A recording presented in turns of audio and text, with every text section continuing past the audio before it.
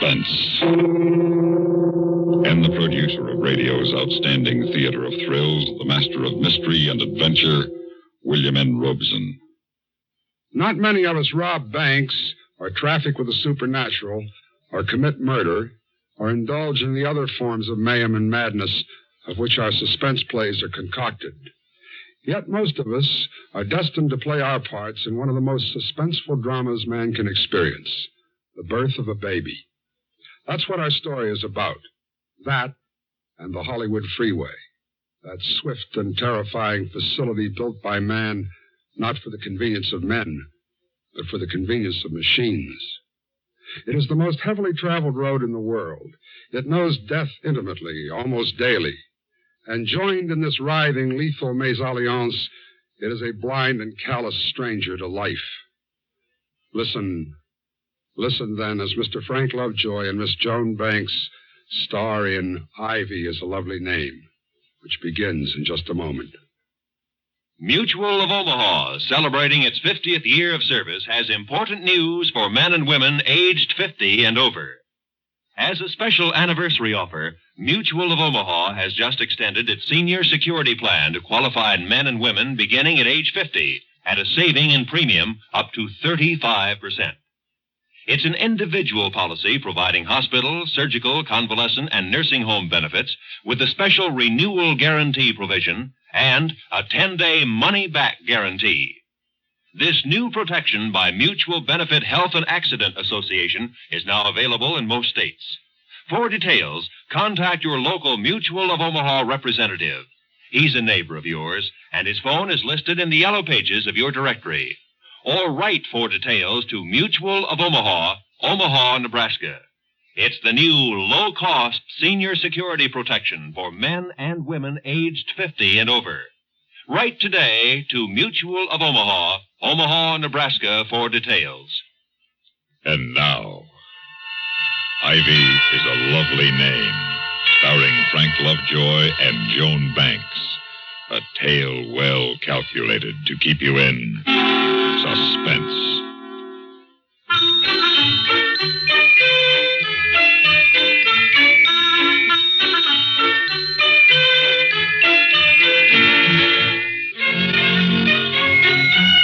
It wasn't as though this was our first baby. Bobby was 8, going on 9. It was just that Linda was out of practice, and it made her jumpy. We'd planned this thing like Eisenhower planned the Normandy landings. And yet, every hour on the hour, Linda wanted to run down the checklist. I know it's silly, Tom, but is the car full of gas? To the top. And you called Marion about coming over to stay with Bobby? Yesterday, the day before yesterday, and also today twice. So wonder your sister answers the phone at all. Did you call Dr. King today? Yeah, I called him, and I told him you felt fine. You told him I thought I might have to... Yeah, I told him your built-in calculating machine said tonight was the night, and he said not to knock it. Mothers-to-be usually had, inside information on such things. Oh, please, no jokes. But he gave me the phone number where I could reach him if he wasn't home or at the office. Tom, I'm sorry I'm such a nag about this, but I just don't want anything to go wrong. Oh, honey. I keep reading about people running out of gas on the way to the hospital, or losing their way, or getting there and not being able to find the doctor. Yeah, I know. I just figure I couldn't take it if something like that happened to me. I guess I'm not much of a mother. Look, you're a wonderful mother. You've done a magnificent job with Bobby, and you'll do okay with this new one. Say, where is Bobby? Oh, if we have to leave in a hurry, I don't want to have to start looking all over the neighborhood for him. Well, he's out in the backyard. He isn't climbing the ivy to the garage roof again, is he? Tom, I have asked him not to play in the ivy 100 times. He says, okay, Mom, and goes right on doing it. Well, I think you ought to speak to him. I mean, you're his father. Oh, now, Linda, listen to me. Bobby's an 8-year-old boy. He's a healthy, normal boy with an urge to climb that every kid has had since boys were invented. That ivy on the garage is as strong and safe as a rope ladder. He's not going to hurt himself. He could fall and kill himself. He could fall. He'd probably bounce right back up again. Tom, I want you to go call him in, and I want you to tell him not to climb that ivy anymore. Well, I mean it. Okay, baby. I'll call him. Looks like rain anyway. Hey, I just had a great thought. If the new one's a girl, maybe you should name it Ivy. Yeah, Ivy Peterson. That's a pretty name. That's a horrible name, and I don't think you're funny. I don't think you're funny at all. Oh, baby, come on now. I was only kidding. All right, I'll go out and get Bobby. Bob? Bobby? Hi, Pop. Where are you? Up here on the garage. Oh, well, come on down. You're not supposed to play on the garage roof. Okay, watch. I'll show you how I can slide down the ivy. Yeah, okay. You better hurry up. It's starting to rain. I can do it in the rain, Pop. I've done it. Watch. Now, take it easy now. Your mom doesn't like you climbing things. Watch. I can climb right down like a ladder almost. See? I'm down. How's that, Pop? Oh, that's great, son. But only your mom doesn't want you to do it. You might lose your grip and fall. You'd get very badly hurt. Now, you wouldn't want that, would you? Well, I fell lots of times and I didn't even hurt myself at all. I can climb easy. Yeah, I know. Well, now, but before we go in, I want you to listen very carefully. I don't want you to mention the ivy or the garage to your mother. Okay. No, I'm serious about this. Your mom is a little, well, she's not exactly herself. She's nervous. She worries about little things because, So she's going to have a baby, isn't that right, Pop? Yeah, that's right, son. I couldn't have put it better myself. I sure hope it's not a girl.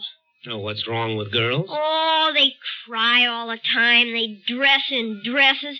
They can't climb or anything. Well, your mother wants a girl, and I'd kind of like one myself. You're enough boy for one family. Now, come on in the house. It's really beginning to rain. Tom. Yeah, we're here, Linda. Tom, please hurry. What is it, baby? Tom, I think you'd better call Dr. King. I think it's time to go. Oh, okay. Okay, I'll call him right now. Look, Bobby, you can help. Go in your mother's room, get her overnight bag. It's at the foot of the bed. Okay, Pop. You'd better call Marion. Yeah, now take it easy, sweetie. I'll call her first. I got to call the doc. Then I'll call your sister. Let me see. It's almost dark. If we can get out of here, say, in 15 minutes, we should get to the hospital by time. Hello. Dr. King there. Oh, it's you, Doc. This is Tom Peterson. Linda, my wife. Yeah, Linda. Yeah. Oh, she's fine. But she's going to have the baby, and... Yeah. Well, she thinks we better go pretty soon, Doc. She says... Tell him now, Tom. Please tell him now. She says now, Doc. Yeah, I know. Okay. Yeah, I'll drive her over there as soon as we can get away, and you'll be there? Okay, and thanks, Doc. Thanks a lot. Did he say he'd go right over to the hospital? Oh, yeah, that's right, baby. He'll be there. Now, all I got to do is get your sister Marion over here, and we can go. You get Marion on the phone, and that's the first hitch. She says her husband Gus had their car, and it blew a gasket or something, and now she's about to have hysterics because she has no way of getting over to take care of Bobby. And you make the only move you can. You tell her to forget it, and you'll take Bobby to the hospital with you. Bobby. Yeah, Pop? Now, look, we're going to have to change things a little. You're going with us. Oh, Tom! Well, I can't help it, honey. Your sister got loused up with the car, and she can't get over here, so we got to do it this way. It'll be all right. Bobby won't be any trouble. Will you, Bobby? No, I won't be any trouble, I promise. Okay. Now, you all set, Linda? Yes. Bobby got the bag? Yep. Car's out front? Yeah. I could do without this rain, but you can't have everything. Tom, let's go. Oh, yeah. Okay, we're off. And don't worry, baby. Plenty of time. I know the way to the hospital like a book. Just take it easy and relax, and don't worry, okay? Let's go.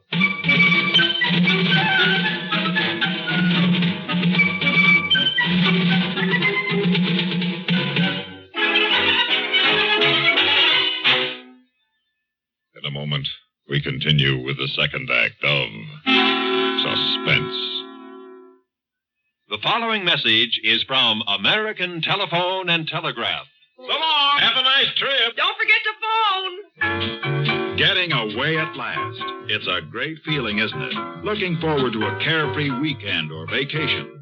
Especially if you've planned ahead by long distance. Now, let's see.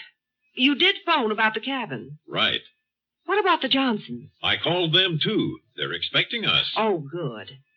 Well, I guess that takes care of everything. Yes, a little vacation planning ahead of time by long distance does a lot toward making a holiday carefree and fun. Right now is a good time to call while long distance rates are lowest. Remember, whenever, wherever you go this summer, go first by long distance.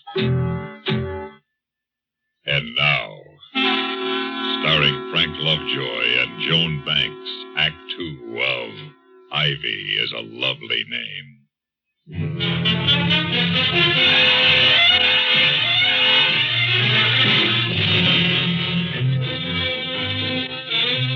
You've gone over the route so many times in your mind you could drive it blindfold. But you hadn't planned on a San Fernando Valley rainstorm.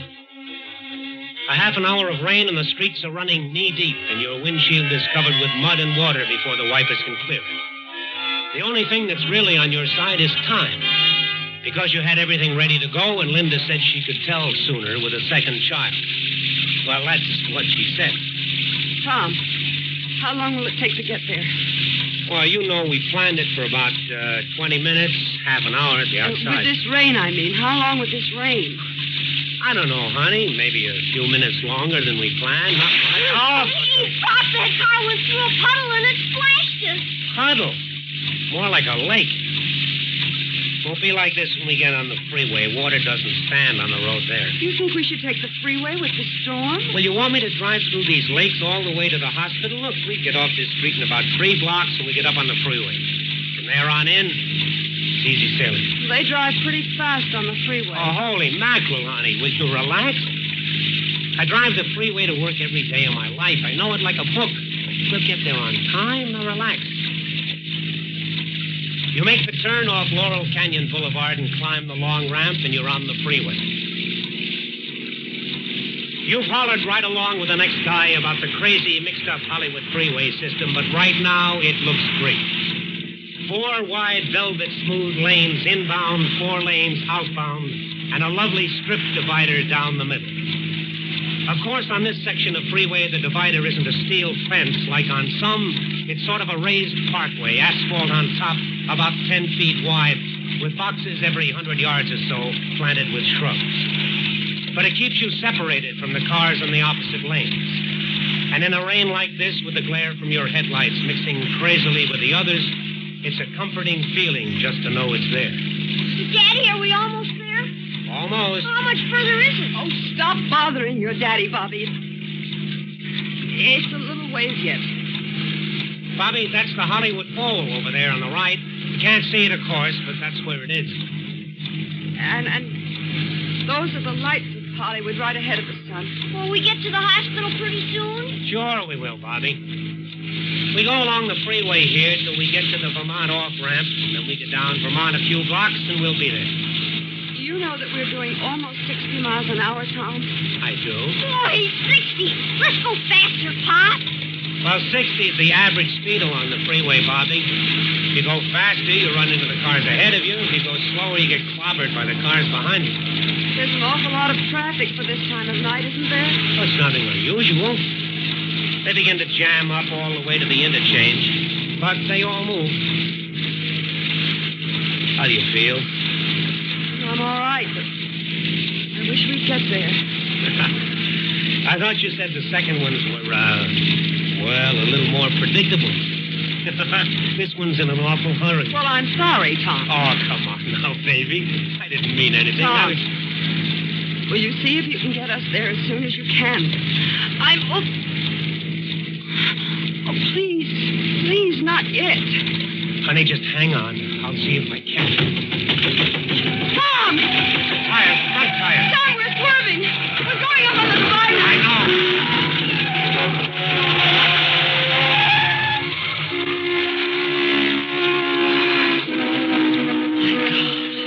You all right, baby? Yes.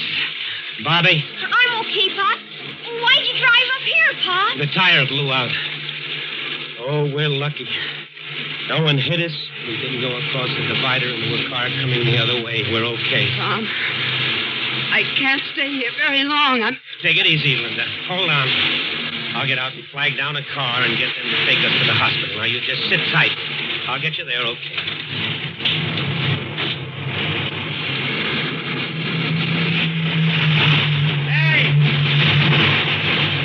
Hey, slow down, will you? We need help. Hey!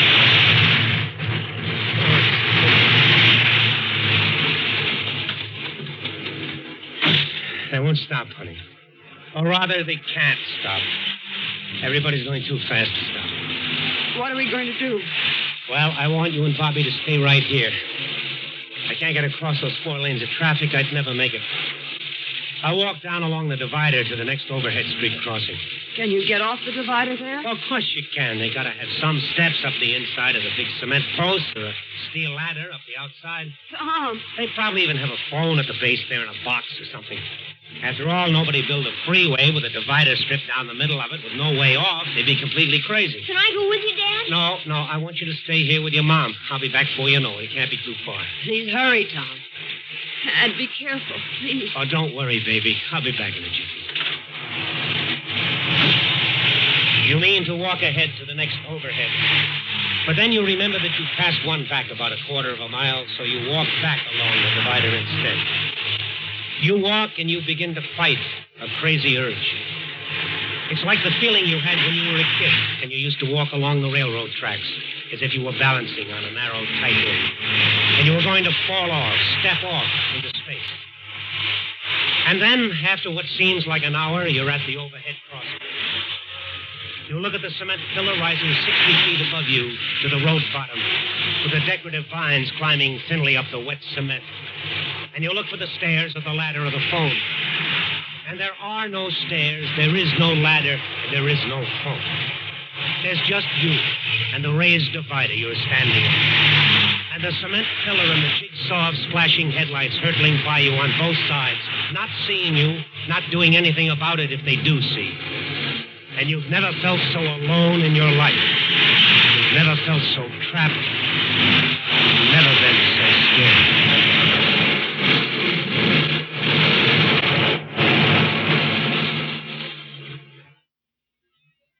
In a moment, we continue with the third act of Suspense. Remember the terrible forest fires that threatened whole communities along the Pacific coast last year? Or have you been in the vicinity of Bar Harbor, Maine, and seen miles and miles of beautiful forest land ruined by fire some years ago? Fires that destroy valuable timberland, wipe out whole towns, and endanger lives must be avoided, and it is possible, because 9 out of every 10 forest fires are man-made. Made, that is, through man's carelessness. A match tossed away when it's not quite out. A lighted cigarette butt flicked out of the window of a passing car. The smoldering ashes of a campfire left to burn itself out. These can and do cause costly fires. Summer and early fall are forest fire time, not so much because trees and underbrush are affected by the intense heat, but because more people are using the woods for hikes, picnicking, and camping, and more people are driving near or through wooded areas. This summer and all year long, make it a habit to be careful with fire whenever you're in or near the woods. And now, starring Frank Lovejoy and Joan Banks, Act 3 of Ivy is a Lovely Name.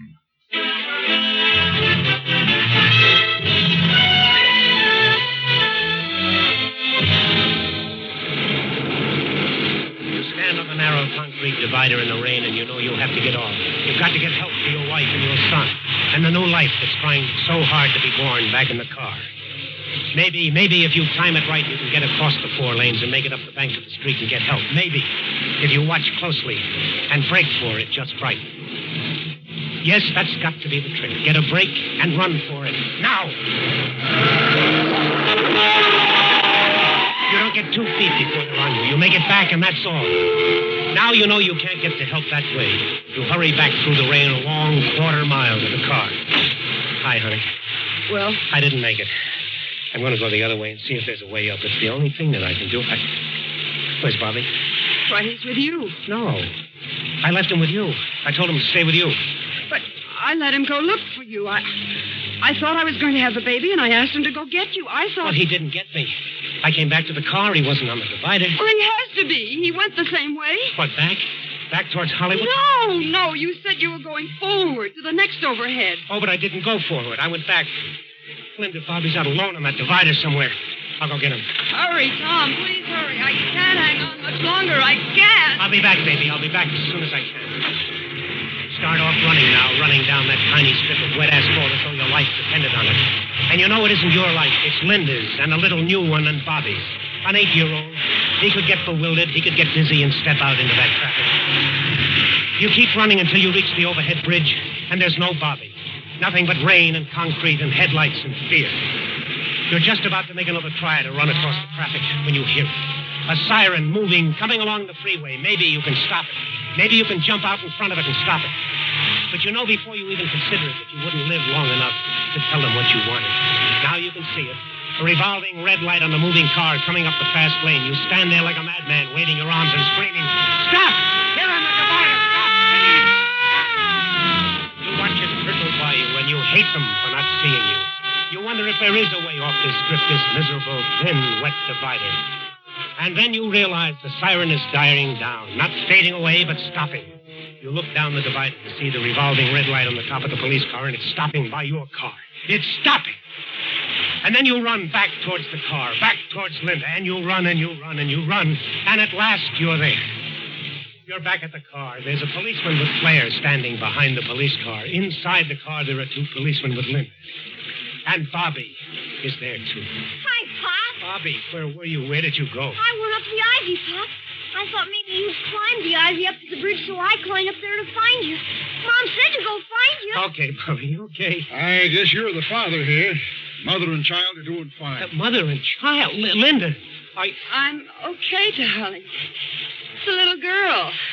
Bobby brought the policeman back with him. Bobby's quite a boy. Popped up over the edge of the overhead bridge just as we were crossing. I thought I was seeing things. I wouldn't have climbed it, Pop, but I thought you were up there. It's okay, son. You did the right thing. Oh, it was easy. The ivy was just like it is on the garage. Linda? Yes, son. I couldn't get off. I couldn't find any way off that divider. If it wasn't for Bobby... I know, Tom, I know. You know something else I know? What? I've changed my mind. I think Ivy's a lovely name for a girl. Yeah? Ivy. Ivy Peterson. That is a lovely name. Hi, Ivy.